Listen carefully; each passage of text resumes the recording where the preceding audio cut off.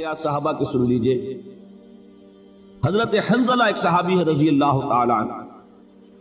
ایک مرتبہ وہ گھر سے نکلے، عجیب کیفیت داری ہے، کہتے جا رہے ہیں نافق حنظلہ نافق حنظلہ نافق حنظلہ. حنظلہ تو منافق ہو گئے، حنظلہ تو منافق ہو گئے، حنظلہ تو منافق ہو گئے. حضرت ابو بکر سے ملاقات ہوئی رضی اللہ تعالی عنہ. انہوں نے فرمایا حنظلہ کیا کہہ رہے ہو؟ حنظلہ تو منافق ہو گئے، نافق حنظلہ. بھائی کیا بات ہے، سمجھاؤ تو صحیح. انہوں نے کہا کہ میں نے یہ محسوس کیا ہے کہ میں جب حضور کی صحبت میں ہوتا ہوں، آپ کی محفل میں ہوتا ہوں، آپ کی مجلس میں ہوتا ہوں، میرے دل کی کیفیت کچھ اور ہوتی ہے. جب میں اپنے گھر بار میں آ کے لگ جاتا ہوں، کسی دھندے میں، کاروبار میں، دکان میں، باغ میں، تو وہ کیفیت نہیں رہتی. تو یہی تو نفاق ہے. اب دیکھیے یہ ان کی شدت احساس ہے. حضرت ابو بکر یقیناً انہیں سمجھا سکتے تھے کہ نہیں بھائی یہ نفاق نہیں ہے، یہ تمہارا احساس ہے. لیکن حضرت ابو بکر نے جو اس سے زیادہ احسان کیا پوری امت پر، وہ کیا تھا؟ فرمایا بھائی حنظلہ یہ کیفیت تو میری بھی ہے. دیکھیے جیسے میں نے حضور کے بارے میں فرمایا تھا، کوئی تسلل نہیں، کوئی تکلف نہیں، یہ نہیں کہ میں سپر ہیومن ہوں. آپ نے صاف فرمایا حضرت معاذ بن جبل سے کہ اگر سب اونگ گئے تو کوئی بات نہیں، انا کنت ناعسا، میں بھی اونگ رہا تھا، مجھ پر بھی اونگ طاری ہو گئی.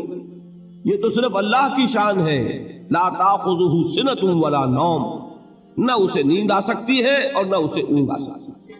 باقی تو آئے گی، مجھے بھی آ گئی.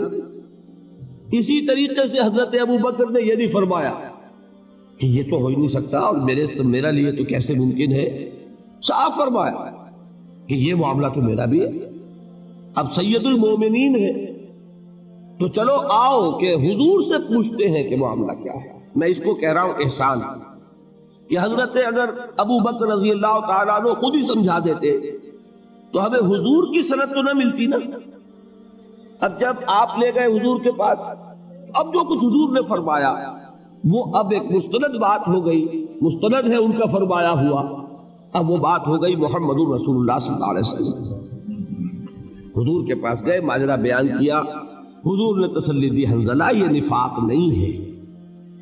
باقی تمہاری جو کیفیت میری صحبت میں ہوتی ہے اگر وہ دائم ہو جائے تو فرشتے تم سے تمہارے بستروں پہ مسافہ کرنے لگے. میری صحبت میں میری موجودگی میں جو کیفیت ہوگی ایمان کی، یہ مستقل نہیں رہ سکتی. فَإِنَّهَا يَا حَنظَلَةُ سَاعَةً فَسَاعَةً، اے حنظلہ یہ کیفیت تو کبھی کبھی میسر آ سکتی ہے، ورنہ تو تم فرشتے ہو جاؤ، پھر انسان کا رہو گا. فرشتے تم سے تمہارے بستروں پر مسافہ کریں گے اگر ایمان اور یقین کی وہ کیفیت مستقل اور دائم ہو جائے جو میری موجودگی میں. تو اب اس سے بھی معلوم ہوا نا کہ صحابہ اس سے اپنے آپ کو بالکل محفوظ نہیں سمجھتے تھے. ان کے اندر احساس یہ تھا کہ وہ اپنے اندر جھانکتے رہتے تھے، اپنا جائزہ لیتے رہتے تھے. اتنا بھی فرق و تفاوت اگر محسوس کیا کہ ہمارے دل کی کیفیت جو ہے حضور کی مجلس میں اور ہوتی ہے اور گھر میں جا کر اور ہو جاتی ہے، تو اس کو بھی انہوں نے نفاق سے پاک کیا. ایک اور واقعہ سنیے. بہرحال میں دوسروں کی بات اس وقت نہیں کر رہا. اہل سنت کے نزدیک صحابہ میں سب سے اونچی شخصیت حضرت ابو بکر ہے، پھر حضرت عمر ہے. آپ گویا کہ سیکنڈ ٹو ون ہے نا. صرف ان کا یہ واقعہ سنا رہا ہوں آپ کو کہ حضرت حذیفہ ابن یمان ایک صحابی ہے رضی اللہ تعالی عنہ. حضور نے انہیں کچھ منافقین کے نام بتا دیے تھے. یہ واقعہ بہت اہم ہے. غزوہ تبوک سے حضور واپس تشریف لا رہے تھے. ایک بڑی تنگ گھاٹی میں سے لشکر کو گزرنا تھا. مدینے کے کچھ منافقین نے پروگرام بنایا حضور کو شہید کرنے کا کہ اس گھاٹی میں کہیں چھپ کر بیٹھ جائیں گے. اور میں نے بتایا تھا آپ کو سفر عرب میں ہوتا تھا رات کو. اب نہ کوئی وہ لائٹس ہیں، سرچ لائٹس ہیں، کچھ بھی نہیں ہے، تاریکی میں سفر ہو رہا ہے، رات کا وقت ہے، تنگ گھاٹی ہے. تو اس گھاٹی میں کہیں چھپ کر بیٹھے. تو جب حضور وہاں سے گزرے تو ہم سب کے سب حملہ کرے اور ختم کر دیں. لہذا انہوں نے اپنی اسکیم کے اوپر عمل کیا. اور وہ چونکہ بہت تنگ جگہ تھی تو وہ ایک ایک منٹ گزر رہا ہے. اور حضور کے ساتھ ایک دو صحابہ تھے کہ کسی نے نکیل پکڑی ہوئی ہے، اس اونٹ کی آگے چل رہا ہے. باقی یہ کہ لشکر میں فصل ہو گیا، جیسے میں نے اس واقعے میں بتایا تھا کہ لشکر منتشر ہو جاتا ہے، اسی لیے حضور کو تشویش ہوئی تھی کہ یہ کیا ہے۔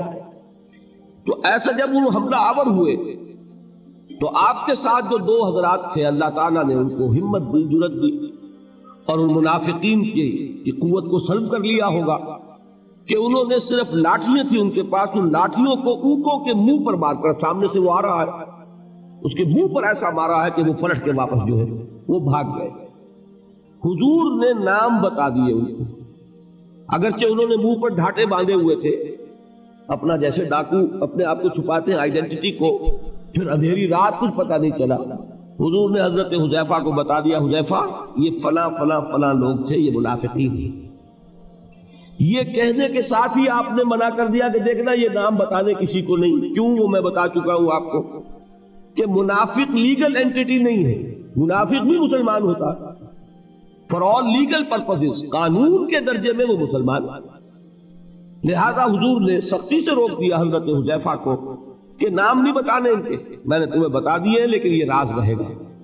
چنانچہ حضرت حذیفہ کا نام مشہور ہو گیا صاحب سر النبی، یہ نبی کے ایک راز کے حامل ہے صلی اللہ علیہ وسلم، ایک خاص راز ہے حضور کا جو ان کے پاس ہے۔ اب ان حذیفہ ابن یمان سے حضرت عمر یہ ایک مرتبہ سوال کرتے ہیں، یا حذیفہ تو انشدک باللہ، اے حذیفہ میں تمہیں اللہ کی قسم دے کر پوچھ رہا ہوں کہ کہیں میرا نام تو ان میں نہیں تھا۔ اب بتائیے کہ اس کے بعد کوئی امکان ہے آب دیگرہ کے رسد، اگر میں یا آپ اپنے آپ کو محفوظ سمجھیں تو مطلب یہ کہ پھر ہمارا کچھ طرز فکر اور ہے، ہماری ویلیوز اور ہے، سوچنے کا انداز اور ہے۔ صحابہ کا بالکل برعکس تھا، انہوں نے کبھی اپنے آپ کو نفاق سے محفوظ نہیں سمجھا، ڈرتے رہتے تھے۔ حضور دعا تلقین فرماتے تھے، اللہم طہر قلوبنا من النفاق، اے اللہ ہمارے دلوں کو نفاق سے پاک کر دے۔ اول تو چھوت لگے نا، اور اگر اس بیماری کی چھوت لگ جائے تو اللہ تو ہی اس کو صاف کر دے اور ہمیں پاک کر دے۔ تو یہ ہے وہ کیفیت جو ایک بندہ مومن کی ہونی چاہیے۔ میں نے حضور کے اس قول سے بھی کہ ما امنہ الا منافق وما خافہ الا مومن، نفاق کا خوف ہوتا ہے صرف مومن کو، اور اس سے اپنے آپ کو محفوظ سمجھتا ہے، امن میں سمجھتا ہے صرف منافق۔ اور یہ دو واقعات ذہن میں رکھ لیجئے تو اس سے اندازہ ہوگا کہ ہمیں بھی اس بات کو بالکل یوں نہیں سمجھ لینا چاہیے یقین کے ساتھ کہ ہمارا نفاق سے کیا سروکار۔